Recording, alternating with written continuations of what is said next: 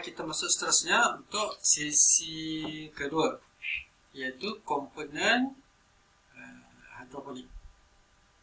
Komponen ni lebih kurang macam apabila kita nak membina suatu benda, perlu tahu komponen-komponen yang terlibat atau bahagian-bahagian yang ada dalam suatu benda lah. Contohnya laptop. Apa pula ada pada laptop? Perlu ada skrin, perlu ada keyboard, perlu ada motherboard. Itu komponen-komponen terlibat lah. Begitu juga hidroponik. Sebelum kita tahu komponen, ini maksudnya komponen pertama iaitu tanaman. Kita tengok kan, sesi pertama saya terang tanaman. Untuk kita faham hidroponik, kita bermain dengan tanaman, tumbuhan. Jadi apa yang tumbuhan hidup? Tumbuhan hidup dengan air. Perlu ada air, perlu ada baja, perlu ada cahaya dan juga udara, iaitu oksigen dan karbon dioksida. Atau saya bagi kata mudah, A, B, C, U. A, B, C, U. Okey. Air, baja, cahaya dan udara. Jadi, tanaman hidroponik sama seperti tanaman atas tanah. Masih perlukan air, baja dan cahaya. A, B, C. Ingat, A, B, C. Kenapa tanaman tak menjadi? Tengok dulu A, B, C kita. Cukup air, cukup baja, cukup cahaya. Udara tu tak perlulah kita fokus sangat lah. Memang biasa kita mana udara. Hanya berbeza pada medium yang digunakan. Kita guna air 100%. Tidak seperti tanah yang menggunakan penambang guna tanah. Berbeza. So, okay, kita dah faham dah. Itu komponen pertama, tumbuhan atau tanaman. Apa perlu tumbuhan hidup? Saya dah terang. Kita masuk pula ke baja hidroponik. Seperti dalam gambar, tengok ni, ada baja A dan baja B. Kenapa baja hidroponik A dan B? Biasa kita beli baja, biasa gabung je kan? Ada sebab. Nanti kita akan belajar. Okay. Sebelum kita belajar jauh pada baja hidroponik, kita tengok apakah itu baja. Baja adalah membekalkan nutrien kepada tumbuhan. Nutrien apa? Nutrien macam kita makan. Kita makan nutrien. Karbohidrat,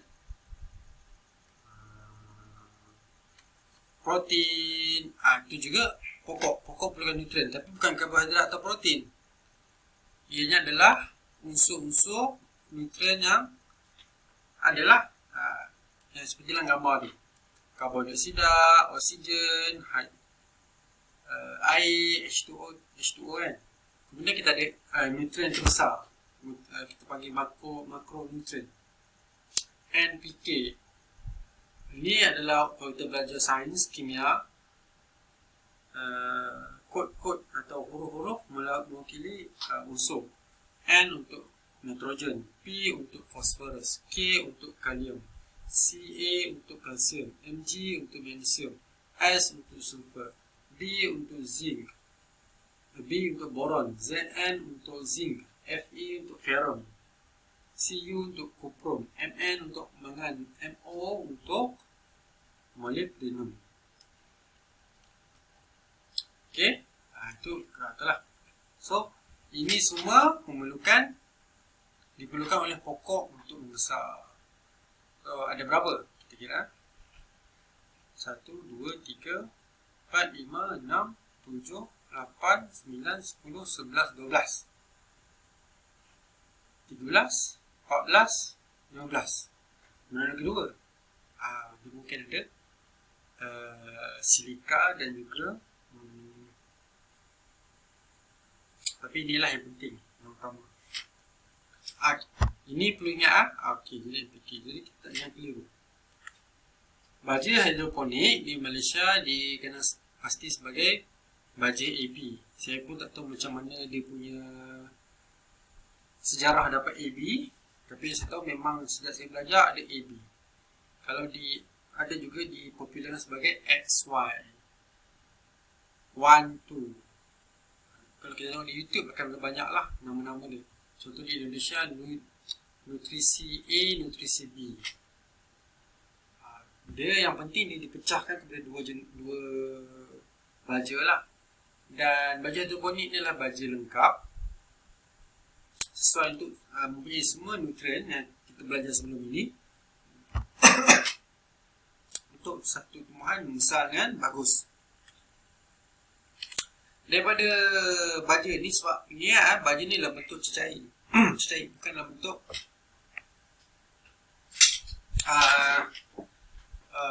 granul atau butir yang biasa kita tengok. Dia bentuk cecair, malah berkaitan dengan air kan. Pada asalnya kita, kalau tengok gambar ni, dia adalah dalam bentuk serbuk. Semua bahan-bahan dia ada 10 bahan saja. Saya terangkan dalam ini perkara ini sebab tak penting pun belajar. Sebab saya percaya kalau information overload, kita belajar banyak-banyak pun tak ada tindakan undi. Yang penting tahu baja A, baja B. Okay. Kemudian dia dalam bentuk serbuk. Ada yang dijual serbuk sebab senang nak proses. Ada sebab apa, dalam kalau serbuk ni harga dia lebih murah, kita campur sendirilah. So dia asasnya serbuk, kemudian dicampur dengan air. Jadi baja yang pekat, kita tinggal pati air, pati baja. So A dan B ni A dan B ni adalah pati pekat yang perlu dicairkan sebanyak 1000 kali sebelum digunakan. Bila dicairkan, kepekatan ni diukur dengan isi meter lah. So yang saya pakai ni isi meter yang mahal, harga dia RM100, made in New Zealand. Saya beli. Dia kena tengok dia tulis sini isi. Ada yang orang beli TDS isi, asalkan dia tulis sini isi, tak ada masalah. Tetapi kalau tulis TDS sahaja, saya tidak recommend. Total dan saya tak ingat maksud total dissoluble. Total dissoluble ke? Kita tak guna TDS untuk ni. Kalau guna baju organik mungkin kita pakai TDS sebab nak tengok jumlah kepekatan dalam tu lah. Tapi untuk kepekatan ni kita nak tengok jumlah ion yang ada dalam baja lah. Okay. So kita akan ukur kepekatan dia menggunakan meter isi atau isi meter. Di Shopee ada jual yang murah sampai mahal. So untuk skala rumah kita boleh beli yang murah, harga dia RM18, RM20. Untuk skala kalau ada dalam 30-40 pokok, ya, kalau beli kotak dekat 5, kita dah ada dalam 10 kotak, 20 kotak, saya sangat recommend beli yang mahal, RM100. Kalau dah masuk skala besar, beli yang lagi mahal, RM200, brand Hana, H-A-N-N-A, Hana. So bacaan isi untuk sayuran daun seperti kangkung, sawi, bayam, bersalad adalah 1.2 hingga 1.6 isi. Atau bacaan yang isi yang saya tunjuk sebelum ni, dia ni micro S, maksudnya bacaan dia dalam ribu, 1200 sampai 1600. Itu bacaan dia. Saya bagi julat sebab saya tak boleh kata fix, okey kena tepat ni. So, kita boleh tak titik sampai 1500. Tak perlu lah, dia ada range julat dia. Pada dalam julat tu sudah okey. Minimum 1.2, maksimum 1.6. Itu julat. Ni untuk sayuran daun lah. Saya memang tekankan hidroponik yang saya ajar kebun di rumah adalah untuk sayuran daun, bukan untuk sayuran buah. Sayuran buah untuk sistem hidroponik yang kita akan tengok nanti tidak begitu sesuai. Sayuran buah kalau untuk sistem hidroponik sesuai adalah fertigasi, lebih kepada fertigasi. Okey, bacuhan umum untuk sayuran daun adalah 3 hingga 5 ml baja AB campur dengan 1 liter air. Masukkan dahulu baja A 3 hingga 5 ml, kemudian diikuti baja B. Jangan masuk serentak. Maksud saya, masuk A dulu, kacau. Masuk B, kacau air. Jangan, ada saya tengok setengah orang ni, saya mungkin tak sempat ajar. Dia masuk satu bekas, satu A, kacau. B, kacau, baru masuklah 1 liter air. A dan B tidak boleh bergabung. No. Okay, ya? Kenapa? Kesalahan ni adalah baja AB tidak boleh bercampur pekat. Sebab dalam baja A terkandungnya kalsium nitrat yang tidak boleh gabung dengan magnesium sulfat dalam baju B dalam keadaan pekat. Bila pekat dia bergaduh. Kata mudah dia bergaduh lah. Kalau kata sains ni berlaku tindak malas. Menyebabkan sulfat dan nitrat bergabung, menyebabkan berlakunya benarkan putih. Benarkan putih ni menyebabkan baju tidak diserap penuh oleh tumbuhan. Jadi baju tidak diserap penuh oleh tumbuhan lah. Tengok ni seperti ada benarkan putih sini. Okey ya. Okey, dah kita tahu tanaman, kita dah tahu baja, kita dah tahu. Sekarang kita masuk pada sistem hidroponik. Sistem hidroponik ini terbagi kepada dua jenis, iaitu pasif dan juga aktif. Pasif iaitu tidak memerlukan tenaga, kita hanya masuk air, kemudian kita tanaman. So konsep yang akan digunakan untuk pasif kebanyakannya 3T. Tanam, tengok, tuai. Itu saja. Perlu siram? Tak perlu. Baja hidroponik tak perlu siram. Aktif, dia perlukan oksigen. Jadi macam mana dapat oksigen? Melalui pump akuarium dan dia menggunakan elektrik lah. Okey, kategori hidroponik yang ada, kita akan masuk kaedah Kratky. Apa itu Kratky kita akan tengok nanti. Kemudian ada deep water culture, air dalam. Nutrient film teknik, cetek. Deep film teknik, dalam. Apa tu kita tengok. Ini namanya kaedah Kratky atau hidroponik takung ringkas. Hanya perlu ada tanaman, ada bekas, ada air baju.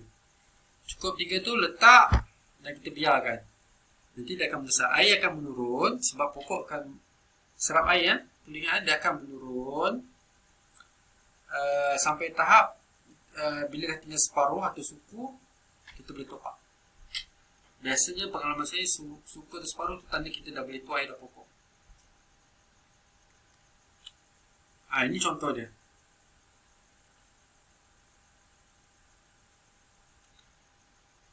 Untuk Kratky method, dia kaedah dia simpan hidroponik, tapi dia dipopularkan oleh seorang saintis di Hawaii bernama Kratky, Dr. Kratky. Dia dinamakan Kratky method. Okey, hidroponik takung dalam, daripada Kratky method tu dia berevolusi kepada, dia beza dengan Kratky method tu. Dia Kratky method ni tengok bekas yang ni dia melekat atas ni. Jadi tumbuhan akan tanaman akan dapat oksigen di keliling ni. Lagi semakin kurang air, di situ oksigen dapat di situ, akar dapat oksigen. Manakala untuk hidroponik takung dalam, akar terendam habis. Ini dia terendam habis. Tidak mendapat oksigen. Jadi mana dapat oksigen? Dia perlukan aerator atau pump air di bawah lah. Pump oksigen. Jadi apabila air dia turun, bekas terapung juga akan turun. Seperti dalam yang ni lah. Tengok ni dia ada oksigen. Dia guna oksigen. Ni antara contoh deep water culture lah. Dia letak oksigen. Okay, kemudian kita ada bahasa Inggeris nutrient film technique. Ini kan ada nutrient film technique, nutrient flow technique dan juga deep flow technique. Sama je dua benda ni, apa yang beza hanya jumlah air yang lalu. Untuk nutrient flow technique, kita gunakan air yang cetek dan mengalir terus masuk. Dia akan pusing. Jadi akar akan dapat air sikit. So yang ni penting jimat air. Beza dengan deep flow technique, iaitu dia ada satu takung air yang tinggi. So air akan menakung tinggi, lepas tu baru turun. Bila dah penuh, dia akan masuk ke lubang, return balik. Ini untuk kaedah aliran nutrien dalam. Beza dia, kalau nutrien film NFT ni, kita panggil NFT, jika air kalau tiada current, memang pokok mati sebab tiada sumber air di bawah ni. Manakala untuk DFT, kalau dalam masa 24 jam tiada current, air masih ada di bawah untuk pokok menyerap. Kelebihannya lah, dia makan air banyak, tetapi pokok boleh cepat hidup. Ini makan air, menggunakan air sedikit. Risiko dia jika tempat yang kita tu tiada current, so bahayalah. Ini contoh dia, DFT, sistem pump tu dinamakan DFT. Ni NFT, dia mengalir air bawah ni. Contoh-contohnya adalah, kalau kita nampak sistem macam ni, dia takungan air bawah yang banyak, itu adalah DFT. Kita di Shopee akan banyak lah, bila tengok tu sistem, ini sistem DFT, air yang banyak. So kalau ada current, bagus. Yang ni NFT, dia rendah. Dia satu lagi yang bentuk seperti kotak. Saya ada pula gambar ni. Jadi mana yang sesuai untuk skala rumah? Saya ikut level lah. Pertama hidroponik takung, boleh NFT, boleh DFT dan boleh TWC. Siapa yang baru nak mula di rumah, saya sangat cadangkan guna hidroponik takung. Kalau dah ada NFT, DFT boleh lah. Cuma nanti kalau ada masalah, dia akan pening. So untuk faham asas hidroponik, buat hidroponik takung dulu di rumah. Fahamkan dulu. Itu memang pengalaman saya lah. Mengajar kalau pakai NFT boleh, cuma dia teknikal tinggi, sikit tinggi lah. Kalau hidroponik takung, teknikal tak banyak. Kita buat, kita belajar di situ. Kesalahan hidroponik bagi pemula kebanyakan adalah tidak pandai menyemai. Semaian yang salah menyebabkan pokok tidak tumbuh dengan semaian tidak tumbuh lah. Jadi kalau tak ada semaian, macam kita nak tanam kan? Kemudian bantuan bagi yang salah. Kawasan untuk letak hidroponik tidak sesuai, iaitu kita letak di tempat yang kurang cahaya. So yang sebagusnya letak di tempat yang ada cahaya, seperti di tepi rumah atau porch kereta atau balkoni, yang kena cahaya sekurang-kurangnya 4 hingga 6 jam. Tak kisahlah pagi atau petang. Paling bagus pagi, tak dapat nak macam mana kan. Petang boleh, tengah hari jam 12 sampai 6 petang. At least 4 hingga 6 jam. Boleh tak letak tempat yang saya letak di tempat halaman rumah yang tiada bumbung? Boleh, tetapi risikonya air hujan akan masuk dalam bekas hidroponik dan menyebabkan baja menjadi cair. Bila baja cair, kita kena tambah baja lagi lah supaya dia pekat semula. Itu risiko yang ada. Tetapi kalau kita betul tutup bekas hidroponik kita dengan bagus, jadi air kurang masuk, bolehlah kurang risiko di situ. Alright.